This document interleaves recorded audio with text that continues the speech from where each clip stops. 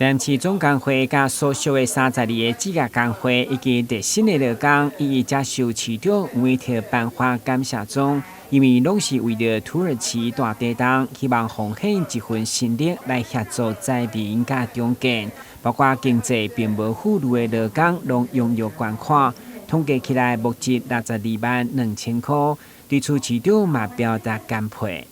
国际站工会实际讲。一针一工吼，拢赚的不容易，我们有做个爱心，小弟代表总工会甲恁感谢，代表吼咱大家咱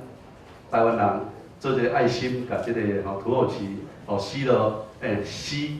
要到6万人，这是讲真正真可怜，伊嘛是作为基站工会遮，因会来去大地震来牺牲生命去，咱做一点爱心，互伊。好了，这些温暖。当镁光灯的焦点从他们身上移开了之后，他们才是更需要帮忙的。那但是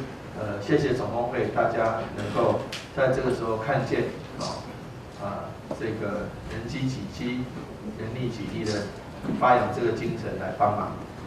能够踊跃捐书。那我们知道做工的人其实大家都不是非常富裕的，但是能够发挥。这个爱心特别的让人感佩。台南市总工会汇集101个单位，甲个人发挥爱心，无分国界，嘛互国际再次看见台湾人展现上水的善心。台南新闻军集采访报道。